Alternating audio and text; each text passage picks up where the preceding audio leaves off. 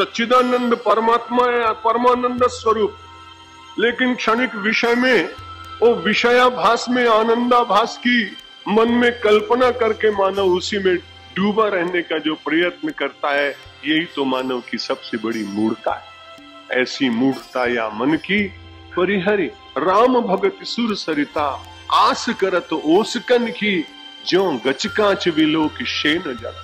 जैसे कांच के ऊपर गिद्ध जाकर बैठ जाए और बार बार उसमें मारने का प्रयत्न करे, क्योंकि उसको दिखाई पड़ रहा है दूसरा कहां से आ गया। दुनिया में जितनी भी लड़ाइयां होती, वेदांत कहता है पर के कारण होती। और फिर चाहे मानव हो और चाहे गिद्ध हो चाहे शेन हो, जहां उसको दिखा ये दूसरा कहां से आ गया और मेरी बराबरी कैसे करने लगा, मेरे जैसा कैसे हो गया, मुझसे आगे कैसे जाएगा। और जहां ये पर की कल्पनाएं व्यक्ति के भीतर बढ़ती जाती हैं, दुख के स्रोत प्रकट होते जाते हैं, और जहां जहां ये पर की कल्पना समाप्त होती जाती है, अद्वैत का चिंतन होता जाता है, अपना ही स्वरूप सब जगह दिखाई पड़ने लगता है, मन अपने आप शांत होता चला जाता है। जो गच कांच विलोक शेन जड़, छाह आपने तन की टूटत अति आतुर आहार। वो उसको मारने के लिए कि मैं खा जाऊंगा तुझको, तू क्या समझता है, अत्यंत आतुर होकर उसको पकड़ने की चेष्टा करता है और इतना जोर से प्रहार करता है कि कई बार उसकी अपनी चोंच टूट जाती। संसार में कई बार मद्यपी लोग, व्यसनी लोग, विषयी लोग उन्हीं पदार्थों में इतने डूब जाते हैं कि उनके कारण उनका अपना ही शरीर, मन, बुद्धि सब बिगड़ जाते हैं। हमने सुना कि जिस आदमी ने सबसे पहले ये मुंह में सुगंध लाने वाला मसाला प्रारंभ किया, तो उस व्यक्ति के परिवार में ही किसी उसके लड़के को सबसे ज्यादा अभ्यास हो, और वो मसाला और गुटखा खाते खाते खाते उसको मुख का कैंसर हो गया। जब डॉक्टर के पास ले गए तो उन्होंने कहा कि ये तो जो आपने वस्तु बनाई ना अपनी फैक्ट्री से, और बड़े बड़े विज्ञापन दिए, करोड़ों रुपए कमाए, उस विज्ञापन से सबसे ज्यादा प्रभावित आपका बेटा हुआ। और उस बेटे ने कहा जब पिता अपनी वस्तु का इतना विज्ञापन करता है तो घर में ही प्रारंभ करना चाहिए। इसलिए भोर से लेकर रात्रि के 12 बजे तक भोजन तो केवल 15-15 मिनट करता था, लेकिन गुटखा और मसाला तो 24 घंटे चलता था। ये तो महाशय आपकी देन है, और उसके कारण उनके पुत्र का देहांत हो गया। तरुण पुत्र चला गया, 5-7 वर्ष पहले की घटना है। लोग ऐसा मानते हैं कि विषय में सुख है, लेकिन विषय की जब कहीं अतिरेकावस्था होती है तो भोगा न भुगता वयमेव भुगता। भोग नहीं भोगे जाते, बल्कि भोग जीव को भोग लेते हैं। तपो अच्छी तरह से तपश्चर्या करने पर भी तपश्चर्याएं शेष रहती। कालो न यातो वयमेव यातः, तृष्णा न जीर्णा वयमेव जीर्णा। हम सोचते हैं कि काल आएगा तब काम करेंगे। बहुत अच्छे अच्छे लोग मिलते हैं, हम उनसे कहते हैं भैया प्रातः काल उठ के थोड़ा भगवान का नाम लिया करो। कहते हैं महाराज ठंडी हवा तो उसी समय चलती है, नींद इतनी मधुर आती है और आप जगाने का काम करते हैं, तो बहुत बड़ा अन्याय है आपका। उसके बाद ठीक जब समय आएगा तब करेंगे, उठेंगे। फिर किसी से कहते हैं भैया भजन कर लो 5-10 मिनट। बोले महाराज ये भजन करने का काल है, ये तो पैसा कमाने का टाइम है। अभी तो ये युवावस्था है, इसलिए खूब अच्छी तरह से मौज मजा मारो और पैसा इकट्ठा करो। आएगा समय, हम जरूर आपके पास आएंगे। मैंने कहा ये आपको निश्चित है कि वो समय आ जाएगा क्या? कालो न यातो वयमेव याता। काल नहीं आता है, बल्कि काल के निकट हम चले जाते हैं। और ऐसी घटनाएं रोज घटती हैं आपके सामने, अपने परिवार में, गली में, शेरी में, वीथी में, स्वजनों में, समाज में। लेकिन मनुष्य का ये विचित्र स्वभाव है, प्रतीक्षा करता है काल कभी आएगा तब करेंगे, और काल की प्रतीक्षा करते करते महाकाल आ जाता है और हम सब लोगों के स्वप्न धरे धरे रह जाते। इदम शरीरम शतसंधि जर्जरम पतत्यवश्यम परिणामी पेशलम किमौषधई क्लिश्यसि मूढ़ दुर्मते। इसलिए मति को दुर्मति नहीं बनाना। सारे शास्त्र दुर्मति प्राप्त लोगों को सुमति के रूप में उसे प्रतिष्ठापित करने का संदेश देते हैं। और जहां सुमति होती है वहां परमात्मा अपने आप झांकता है, अपनी प्रतीति कराता है, अपने नैकट्य का अनुभव कराता है, अपने सामीप्य का अनुभव कराकर और करुणा के ऐसे दिव्य अवसर प्राप्त होते हैं जहां मानव अपने आप आनंद से जीवन को व्यतीत करने का यत्न करता है। प्रार्थना हो गई और उसके बाद ब्रह्मा जी और सब लोग चले गए। राजा दशरथ बहुत दुखी है। अथ राजा दशरथ श्री महादेव वाच अथ राजा दशरथ श्रीमान सत्यपरायण अयोध्याधिपतिर्वीर सर्वलोकेषु विश्रुता। राजा दशरथ के विशेषणों का वर्णन किया गया। अधिपति भी है, वीर भी है, लेकिन वीर व्यक्ति यदि अत्याचारी हो जाए तो सर्वलोकेषु विश्रुता नहीं होता, क्योंकि उससे फिर लोग उसके वीरता के कारण डरने लगते हैं कि कहीं अन्याय करेगा। लेकिन सब लोगों के मन में प्रीति बनी रहे और वीर पुरुष हो तो वीर पुरुष अपनी योग्यता और क्षमता का समुचित उपयोग करता है। वस्तु की प्राप्ति ये भगवान की बड़ी कृपा है, लेकिन वस्तु का सदुपयोग ये मानव की बुद्धि करती है। और उस बुद्धि को प्रेरणा परमात्मा से प्राप्त होती है, सत्संग से प्राप्त होती है, गुरुजनों की सेवा से प्राप्त होती है, वर्णाश्रम धर्म का पालन करने से प्राप्त होती है। उस सन्मति को प्राप्त करने के लिए शौर्य तो बड़ा आवश्यक है, लेकिन शौर्य के साथ संयम चाहिए। संपत्ति तो बड़ी अच्छी वस्तु है, लेकिन संपत्ति के साथ सुमति चाहिए। राजा दशरथ अयोध्या के अधिपति हैं, वीर हैं, सारे संसार में उनके सद्गुणों की खूब प्रशंसा हो रही है। लेकिन बड़ी कठिनाई, आदमी के भीतर से कोई एक असंतोष निकलना चाहिए।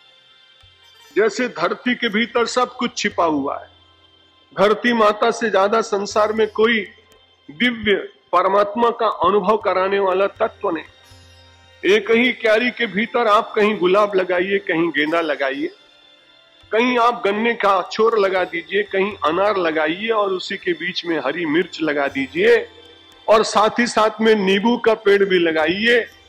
अब माता जी को कितना ध्यान रखना पड़ता है कि कौन सी वस्तु किसको देना है। गेंदा को पीलिमा, गुलाब को लाली, नींबू को खटास, अनार को पंक्तिबद्ध दाने, शेरड़ी के गन्ने के डंडे, खाली एक विश्वा का खेत हो और उसमें लगाएं तो ये सब कुछ परमात्मा प्रदान करता है।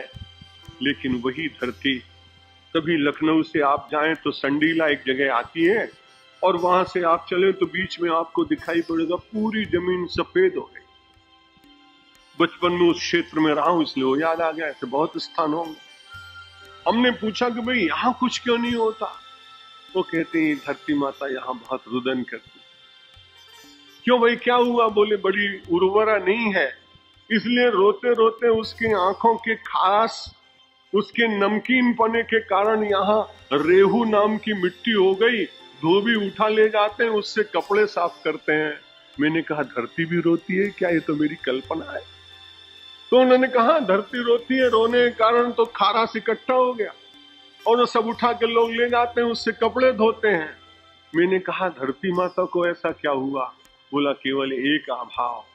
वो चारों तरफ की हरी भूमि को देखने के बाद विचार करती है, मैं ही कैसी अभागिनी कि सब जगह तो द्रुम उत्पन्न हो रहे हैं, घास उत्पन्न हो रही है, वृक्ष और लताएं निकल रही हैं और मेरे इस भाग में कुछ प्रकट नहीं होता है। धरती पर अभाव हो तो रोने लगती है, मानव में अभाव का चिंतन हो तो उदास होता है। राजा दशरथ शूरवीर हैं, अधिपति हैं, लोक विश्रित हैं, लेकिन आज बड़ी कठिनाई, अभाव जग गया। मन में एक अभाव जग गया कि मेरे संतान, इतना बड़ा राज्य है लेकिन मेरे पास संतान नहीं है। सो अनपत्यत्व दुखेन पीड़ितो गुरु में कदा वशिष्ठम स्वकुलाचार्यम अभिवाद्य इदम ब्रवीत। अब उन्होंने विचार किया कि इस राज्य का होगा, अगर कभी अचानक संसार से चला जाना पड़े तो करूंगा क्या? इसलिए बहुत दुखी होने के बाद विचार किया, संतति हो तो अपने आंगन में खेलते हुए बालक को देखूं, उसकी तोतली बोली सुनूं, उसके पैरों में बंधे हुए घुंघरू हों, वो नाचे, उस आनंद का अनुभव करूं। इस राज्य का सारा विस्तार किसी के हाथ में होगा, मैं निश्चिंत संसार से जा सकूंगा, ऐसा कोई उत्तराधिकारी मिले तो मैं प्रसन्न हूं। ये नाना प्रकार का की चिंता करते करते मन में विचार आया, अपनी चिंता किसी को प्रकट करनी चाहिए। यदि अपने दुख की बात किसी दूसरे से कहें तो दुख कुछ कम हो जाता है। इसलिए उन्होंने विचार किया कि दुख कुछ कम भी होगा और मार्गदर्शन भी मिल जाएगा, तो किससे जाके कहें। सबके सामने तो अपना दुख कहना नहीं चाहिए। आदमी कह देता है पर कहना नहीं चाहिए। अब्दुल रहीम खान खाना नाम का एक कवि, हिंदी का बड़ा अच्छा कवि और कृष्ण भक्त, उसने कहा, आप संसार में रहते हो, एक बात ध्यान रखना, जगह जगह अपने मन की दुख की बात मत कहना। रही मन निज मन की व्यथा, भूल न कहिए कोय, सुन अठ लई है लोग सब, की बांटी न लई है कोय। संसार में आपका दुख सुनने के बाद लोग थोड़ी सी सहानुभूति तो दिखाएंगे, पर बाद में उपहास करेंगे। कई लोग द्वेष करने वाले होंगे तो कहेंगे बहुत अच्छा हुआ, यानी किसी को दुख मिले तो ऐसे भी लोग मिल जाएंगे जो ये कहते होंगे कि बड़ा अच्छा हुआ। इसलिए बड़ी अच्छी बात है कि अपने दुख को पी जाओ, परमात्मा का प्रसाद मानकर उसे भी अपने भीतर आत्मसात कर लो, और यदि नहीं हो सकता है तो अपने गुरु के पास जाकर उसका निवेदन कर। बहुत विचार करने के बाद में अनपत्य दुख के कारण, संतान न होने के कारण बड़े दुखी हुए और अपने कुल के आचार्य वशिष्ठ महाराज के पास गए। गुरु के बिना संसार में गति नहीं है, ऐसा हमारे सभी शास्त्र मानते हैं। गुरु गुण भव निधि जो विरंच शंकर सम होई, गुरु गुण भव निधि तरई न कोई। जो विरंच शंकर सम होई, ब्रह्मा के समान, शिव के समान, विष्णु के समान भी कोई व्यक्ति हो जाए तो भी ऐसा कहते हैं, शास्त्र कहते हैं कि बिना गुरु के ज्ञान प्राप्त नहीं होता है। भवसागर से व्यक्ति तरता नहीं है, इसलिए हमारे स्वयं भगवान श्री राम ने, भगवान श्री कृष्ण ने भी गुरु धारण किया।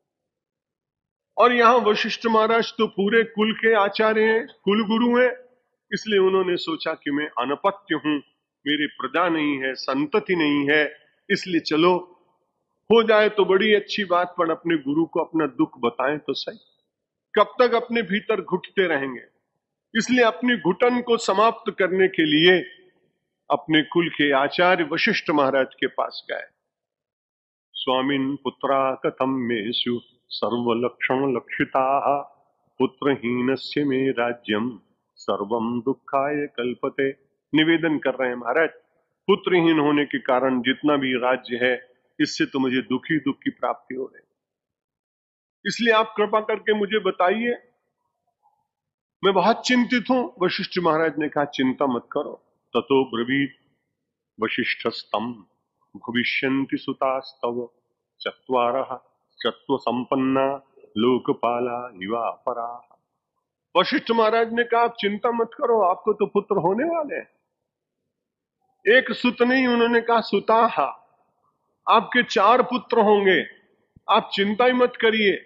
और ऐसे श्रेष्ठ होंगे कि जो लोकपाल से भी ज्यादा श्रेष्ठ, अपराह लोकपाला एव, दूसरे लोकपाल की समान सारे संसार का कल्याण करने वाले, संरक्षण करने वाले लोग।